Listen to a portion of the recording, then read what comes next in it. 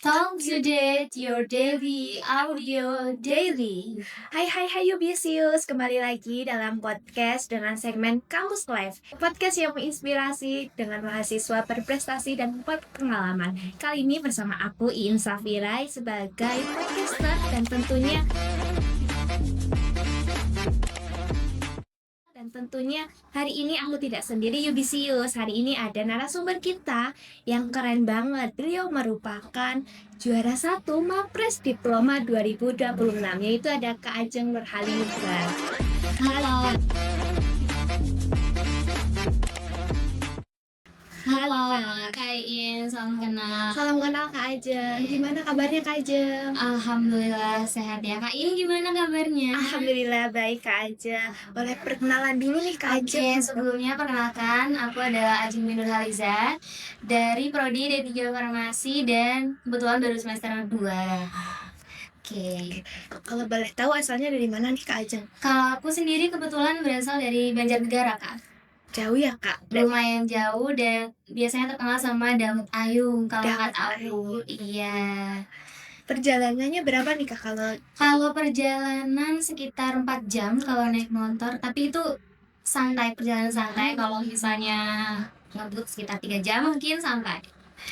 Sebelumnya aku ucapin selamat nih Kak Ajeng atas pencapaiannya sebagai juara 1 Mapres Diploma 2026. Terima kasih Kak Iin. Sebelumnya Alasannya masuk prodi farmasi itu apa sih Kak? Sebelum lebih jauh nih mengenal Mapres. Oke, sebenarnya alasannya itu karena dari awal aku SMK itu di jurusan farmasi juga. Nah, lama-kelamaan dari situ tuh aku merasa bahwa apakah ini passion aku ya? Karena pas ngejalaninnya itu berasa happy gitu.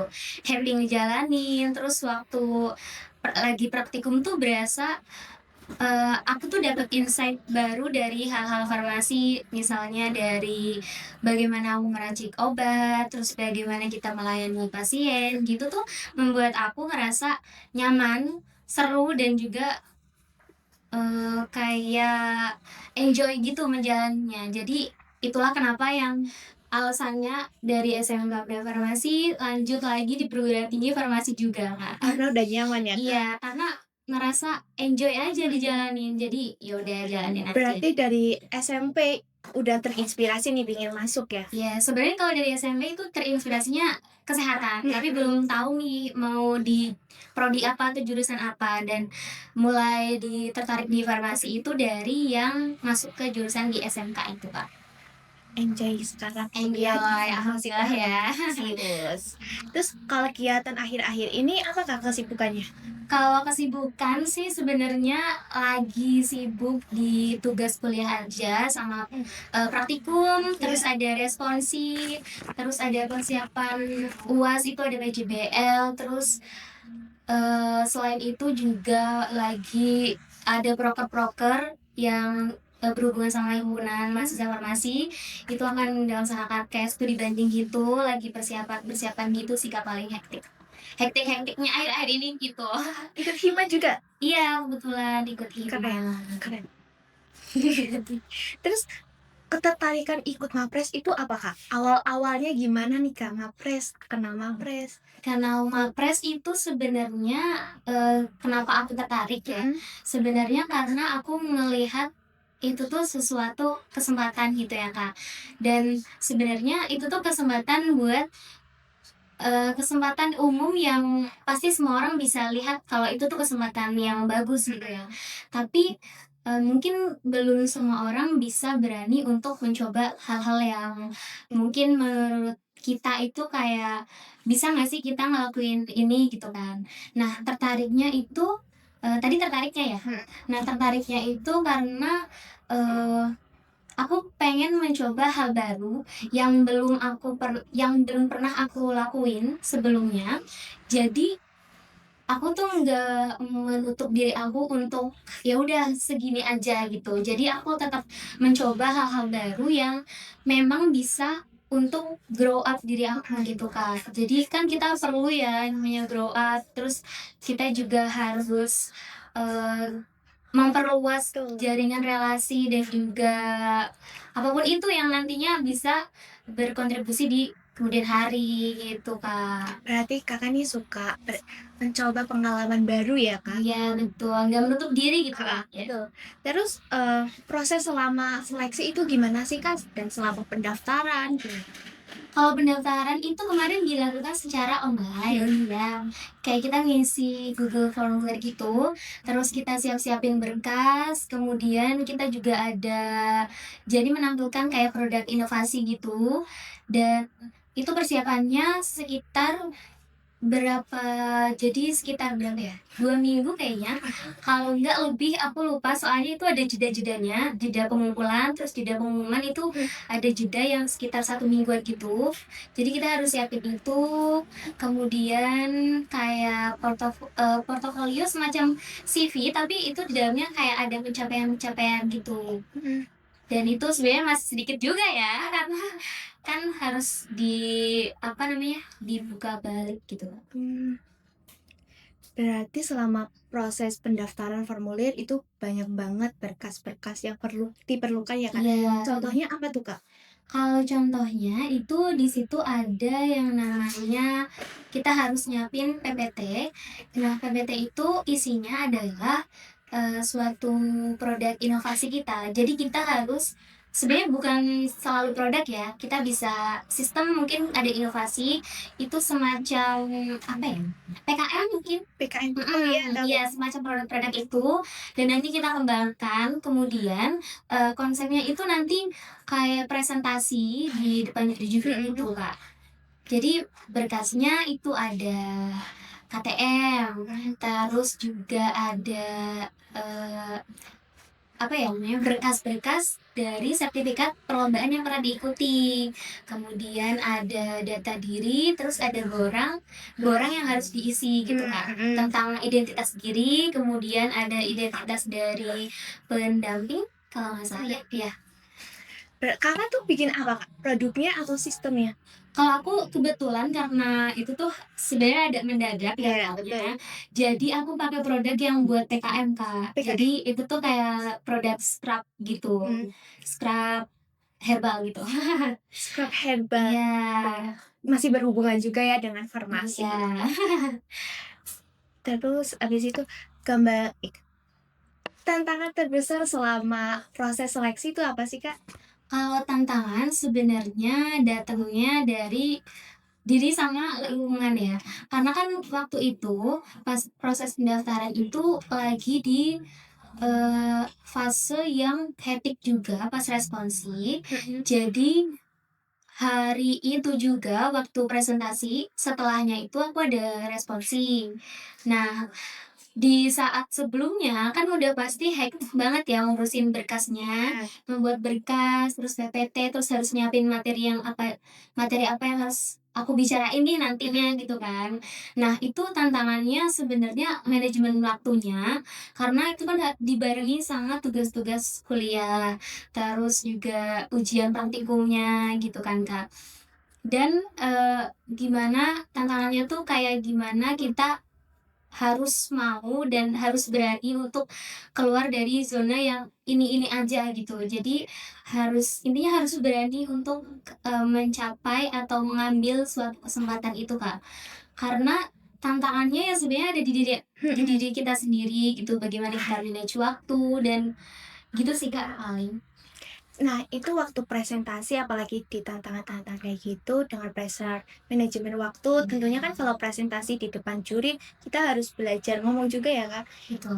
Deg-degan nggak, Kak, waktunya? Deg-degan sih ada ya, pasti deg-degan, tapi aku berusaha, eee, ngelihat kayak aku ingin mencoba mengukur seberapa bisa sih sebenarnya aku menjalani, yang kemarin itu, gitu. Jadi aku trust myself aja sih, Kak. Jadi kayak, ya semoga bisa deh gitu kan. Kita jalanin aja yang udah kita pilih. Jadi harus bertanggung jawab sama yang apa kita pilih, gitu. Kalau dari farmas diploma sendiri banyak yang daftar nggak, Kak? Kebetulan kemarin itu aku ngelihatnya ada 4 atau berapa gitu, Kak. Aku kurang, ngeh juga soalnya kan itu waktu habis presentasi aku juga langsung, responsif. Jadi aku langsung pulang gitu, Kak. Jadi belum sempat kenalan satu-satu nih dari, prodi apa aja gitu. Tapi kalau dari data pendaftaran sih kayaknya sekitar 3 atau 4 gitu, Kak. Tapi ada rasa pesimis gak sih Kak? Misalnya kan Kakak dari mahasiswa baru nih, Ya. terus daftar Mapres, mahasiswa berprestasi kayak gitu kan. Benar, karena, saingannya udah pasti ya, berprestasi berprestasi semua udah pasti dan juga, kebetulan itu tuh pada semester semester semester berapa ya kemarin? 23, 24 gitu ya. Dan itu kan udah pasti mereka pengalamannya ya banyak, terus ikut lomba-lomba juga sudah banyak gitu. Jadi, ya gimana kita menyesuaikan aja dengan situasi gitu, Kak. Berarti prosesnya itu ada pendaftaran online, Betul. terus ada Pengisian pengisian berkas. berkas, terus habis itu ada ini presentasi ya Iya, Kak? presentasi itu urutannya dari yang fakultas dulu. Oh fakultas dulu. Ya, terus nanti presentasi kedua itu untuk yang universitas gitu, Kak. Berarti dari fakultas baru ke univ. Iya, betul. Ada nasional nggak Kak? Kebetulan kemarin ada, cuman yang dari, Untidar belum bisa lanjut lagi. Bisa lanjut. Gak apa-apa. Tapi udah keren banget sih, udah sampai tahap ke universitas tuh betul banget. Terus selama proses itu ada kesan gak sih Kak dari mengikuti kegiatan Mampres sendiri? Kesannya ya, Kak, kesan untuk diri sendiri atau Kesan untuk diri diri sendiri. sendiri ya? Kesannya sih happy karena, bisa berani buat mencoba hal baru. Karena kan ini hal baru ya sebenarnya ya, walaupun ini masuknya ke semacam perlombaan gitu ya, tapi aku merasa kesannya itu, ngebuat diri aku bangga ke diri aku sendiri, karena walaupun mungkin hasilnya itu, step by step-nya mungkin lama gitu kan, terus tekanannya juga ada dari berbagai pihak, tapi kesannya itu Eee, semacam aku mendapatkan atau aku berani melangkah maju at least satu langkah di sebelumnya gitu. Jadi kesannya ya happy Happy. gitu. Karena bisa melalui tahap ini Iya, dan berani betul, karena coba. berani coba, iya. Terus menurut Kakak, kunci utama untuk berprestasi apa sih Kak? Untuk dan percaya diri. Kalau kunci utama berprestasi dan berpercaya diri, sebenarnya aku juga masih ini ya, masih belajar juga sebenarnya. Tapi menurut aku untuk berprestasi itu harus, mau berani dulu mengambil kesempatan yang ada. Kadang kan kesempatan itu ada, tapi kadang kita ada rasa semacam, "Aku bisa nggak ya ngambil kesempatan ini? Aku bisa nggak ya kira-kira kalau misalnya akan mengikuti lomba ini?" Gitu ya.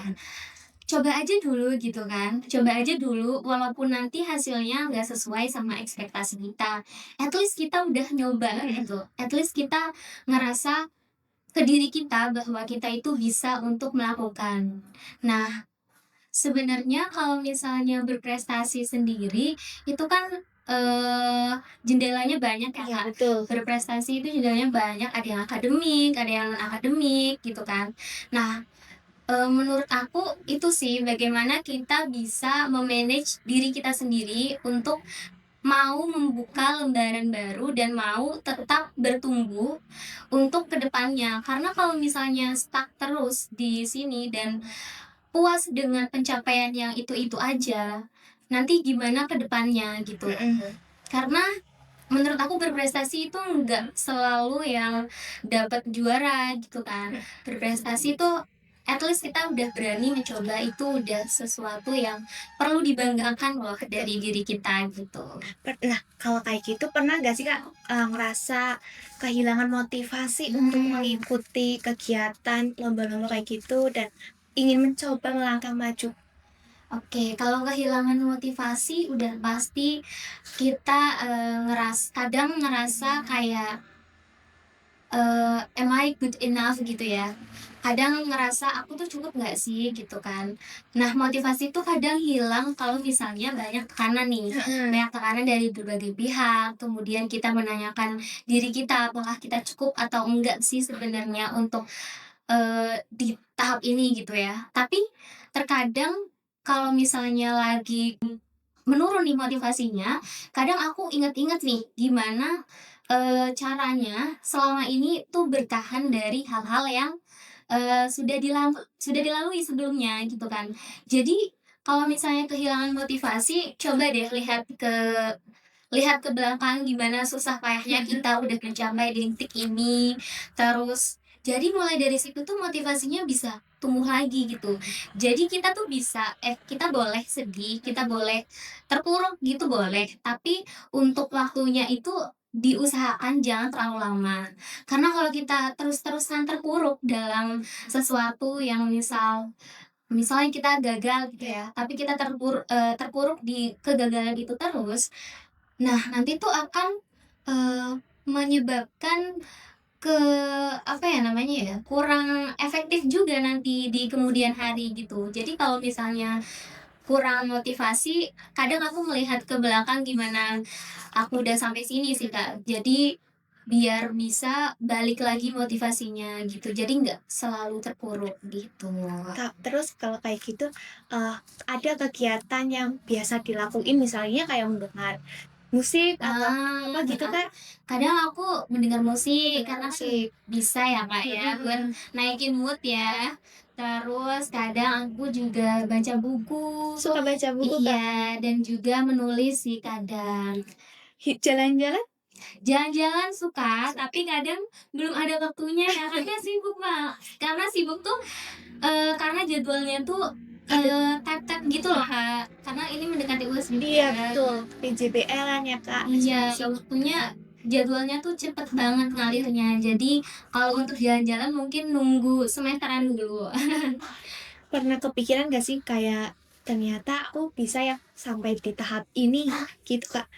Kalau Dengan melihatlah ke belakang-belakang yang udah pernah dilalui, iya. dijalani kayak gitu, Kak. Kepikiran sampai di tahap ini sebenarnya enggak sih, karena kepikiran daftar SNBT 3 kali aja nggak kepikiran aku.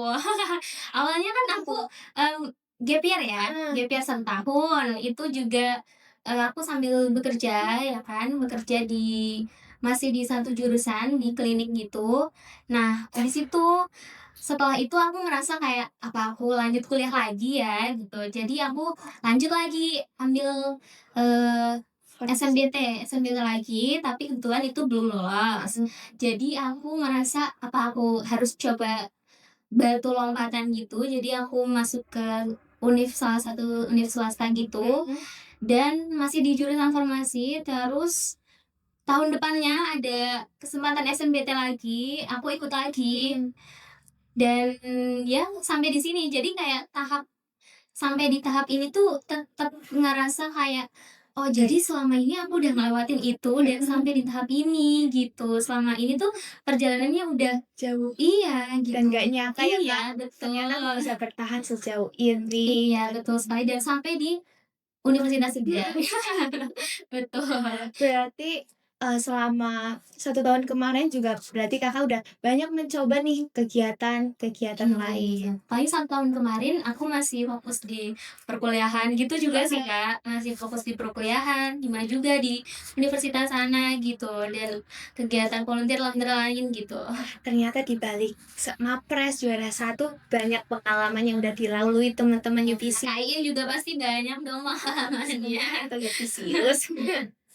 Terus, cara membagi waktu antara kegiatan hima, terus responsif, lamprak, praktikum, terus dan kegiatan lainnya itu gimana sih, Kak? Sebenarnya sempet ada masa di mana kayak keteteran banget gitu kan, karena kadang jadwalnya tuh jadi satu antara kumpul hima, terus paginya ada kelas, siangnya praktikum gitu kan, sampai malam kadang. Dan Kadang tuh aku, membuat skala prioritas. Mungkin ini banyak sekali dibicarain ya, Iya kalau betul. tentang skala prioritas. Jadi kadang aku bikin to do list, Mhm. jadi aku harus bikin apa aja yang harus aku kerjain pertama kali, yang deadline-nya itu paling deket gitu. Karena kalau nggak dibuat gitu, kadang aku lupa yang harus diprioritasin utama tuh apa gitu. Jadi untuk time management-nya itu mulai dari pagi harus bangun pagi, Heeh. oke. Terus kita harus buat to do list nih untuk hari ini kita ngelakuin apa aja. Iya, Jadi, jadwalnya itu tertata. tersusun. Walaupun nanti realitanya Iya. nggak sesuai dengan jadwal, at least kita punya agenda-agenda yang penting yang harus kita selesaiin dulu gitu, di balik layar dabrak-dabruk ya. Iya.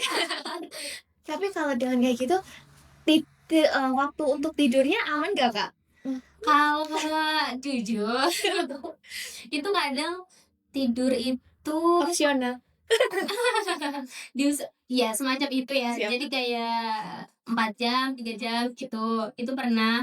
Dan itu sebenarnya udah masuk ke toxic productivity ya. Sebenarnya harus dihindari sih yang kayak gitu dan supaya nggak kayak gitu, kita harus produktif tiap harinya. Mhm. Kadang kan kita ada rasa males-malesnya gitu Betul. ya, Kak, ada mager gitu dan itu kita harus berani kita harus lawan gitu rasa magernya biar nggak terjadi toxic productivity gitu, Kak. Terus berarti kita harus menentukan skala prioritas mana yang perlu didepankan dan diutamakan dengan melihat deadline teman-teman Yuvisius agar manajemen waktunya tertata dengan baik. At least kita tiap harinya harus produktif dengan melakukan kegiatan yang sudah ada di To-do to-do list list, kita. betul. Terus kan setelah nih juara satu Mapres nih Kak, target kedepannya ada nggak sih Kak? Kalau target ke depannya ada sih, tapi, belum tahu targetnya itu apa, tapi Mhm. inginnya itu, tetap fokus di perkuliahan, terus, lagi suka nge-MC Oh, juga, langsung MC. heeh, terus juga kalau misalnya ada kesempatan kayak perlombaan Mhm. gitu sih, paling itu targetnya untuk berani lagi melangkah lagi gitu, jadi nggak stuck di, perlombaan ini saja gitu. Tipsnya berarti jangan takut untuk mencoba dan jangan takut untuk melangkah Iya, maju. karena nggak ada salahnya nyoba kan. Heeh. Gagal pun siapa sih yang mau marahin kita? Nggak ada kok. Tapi pernah gak sih Kak di fase gagal terus kayak, ih kok aku gagal lagi ya kayak gitu? Pernah waktu mendapatkan SNM. waktu SNBT itu gagalnya kan berarti 3 kali ya, Mhm. sampai dapat PTN dan itu tuh momen dimana aku kadang merasa kayak, "Kok gagal terus ya?" Gitu kan. Tapi ya kadang tuh, terakhir pas aku sebelum nyoba SNPT, aku sebenarnya ada ragu apakah aku mau coba lagi atau enggak, karena takutnya itu tuh kegagalan terulang lagi gitu kan. Tapi ya apa salahnya kita belajar dari kegagalan itu kan, karena kan hidup kan tetap tetap Jalan. berjalan ya, Iya, masa kita harus berlarut-larut dalam kegagalan. betul. Jadi ya udah coba lagi dan alhamdulillahnya, lolos gitu. Apakah tahun ini mau mencoba lagi Kak? Kayaknya enggak ya, udah 2 kali. Nanti jadi semester satu terus Kak. Iya, jangan dong ya, kita harus lulus nih ya. Sebelum ke penutupan nih Kak, ada Oke. nggak sih Kak pesan dan motivasi Kakak untuk teman-teman Yubisius yang berani mencoba dan meraih mimpinya? Oke, apalagi teman-teman Yudisius ini kan, fokusnya lebih ke public speaking ya. Jadi, jangan pernah takut untuk mencoba dan jangan pernah takut untuk gagal, karena gagal itu di proses pertumbuhan, di proses grow up itu udah pasti ada, gak mungkin nggak ada yang namanya kata gagal. Tapi nggak ada salahnya juga kalau kita coba terus kita gagal, gitu. Jadi, semacam jangan pernah peduliin omongan orang lain yang mungkin akan ada efeknya di diri kita, efeknya itu semacam kayak, "Emang kamu bisa ngelakuin ini? Emang kamu bisa?" Jangan sampai itu tuh terserap ke diri kita dan jangan sampai itu mempertanyakan diri kita juga kayak, "Aku bisa nggak ya sebenarnya?" Gitu.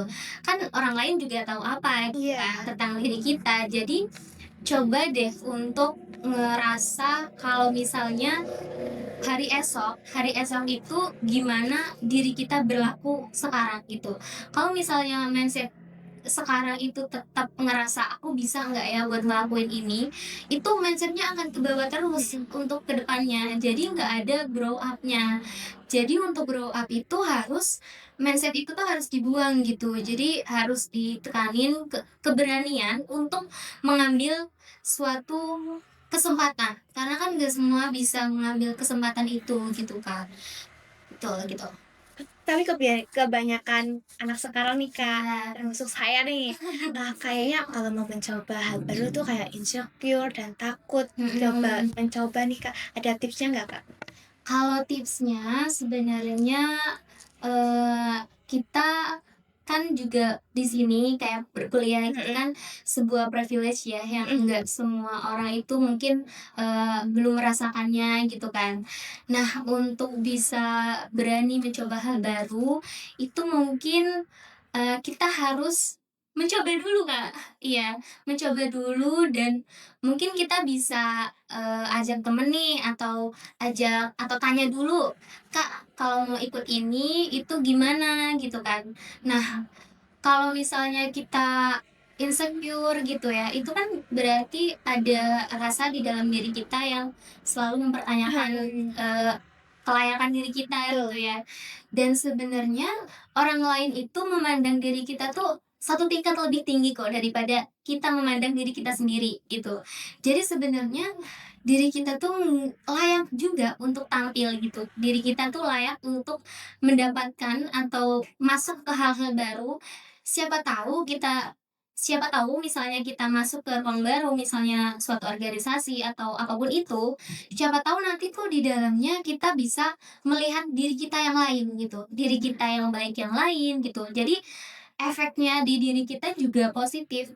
Jadi gimana biar nggak mengatasi rasa insecure itu, dan percayalah bahwa kalau misalnya kita mencoba, itu efek positifnya juga akan kita dapat juga untuk diri kita sendiri. Dan kita nggak boleh selalu insecure, ya mungkin insecure itu boleh, tapi dijadikan itu untuk semacam motivasi yang gimana ya caranya aku melawan rasa insecure ini supaya aku tuh tetap grow up gitu. Jadi kedepannya mindset itu tuh bisa kehapus gitu pelan-pelan. Kalau misalnya belum bisa take yang terlalu, misalnya suatu organisasi yang besar, coba mulai dari hal-hal kecil dulu sih, Kak, gitu. Tapi kalau kayak gitu enggak biasanya dari omongan orang lain nih Iya, Kak, pasti selalu ada omongan orang lain yang nyangkut nih. Gimana oke. Kak? Kalau menghadapi itu sebenarnya mungkin kita kan juga orang lain bagi mereka ya. Heeh. Nah, gimana cara kita menghadapi omongan orang lain yang kadang itu nyelkit atau masuk ke dalam diri kita yang efeknya itu bisa membuat kita insecure gitu. Jangan, step pertama adalah jangan peduliin kata mereka. Mungkin kata-kata itu tuh bisa datang dari orang-orang yang mungkin terdekat dengan kita ya. Betul. Karena mungkin mereka merasa hal terbaik itu menurut mereka, gitu. Jadi hal terbaik bukan menurut kita, dan jangan pernah mendengarkan orang lain dari sisi yang kalau misalnya orang lain bicara, terus hal itu tuh menurut kita ngerasa membatasi diri kita untuk melangkah lagi, untuk grow up, itu jangan pernah didengarkan. Karena kalau kita mendengarkan orang lain ya, jadi kerugiannya tuh ada di diri kita, bukan di orang lain gitu, Kak. Jadi tetap berusaha aja buat membuktikan omongan orang lain bahwa kita tuh sebenarnya bisa kok. Jadi harus melawan rasa itu, walaupun susah, walaupun pelan-pelan gitu ya, yang penting kita coba aja dulu. Orang lain tuh sebenarnya juga nggak tahu ya Kak, proses yang udah dijalani di belakang itu Iya, gimana. betul. Mereka tuh kadang-kadang hanya melihat hasilnya di depannya. Hasilnya, betul. Jadi dari perbincangan hari ini teman-teman, kita belajar bahwa prestasi tidak selalu dimulai dari langkah yang besar. Kemauan untuk mencoba, kemauan untuk terus belajar dan konsisten terus berproses adalah kunci utama untuk mencapai tujuan yang kita impikan. Jadi Yubisius, jangan takut untuk mencoba dan melangkah ya. Saya ucapkan terima kasih kepada Kak Ajeng Dwi Nurhaliza karena sudah menyempatkan waktunya untuk hadir di podcast kali Terima ini. kasih juga Kak Ain dan Ubisius Team karena telah diundang di acara ini. Sangat terkesan, terima kasih. Alhamdulillah. Sama-sama Kak, semoga di kesempatan lainnya bisa kita undang lagi Yubisius. Boleh. Jangan lupa untuk subscribe, like, share, dan komen di postingan ini ya Yubisius, karena episode berikutnya tidak kalah menarik dan inspiratif dengan narasumber yang lebih keren-keren lagi Yubisius. UBC Radio, Find yourself and express your soul. Dadah, see you. Terima kasih. Terima kasih Kak.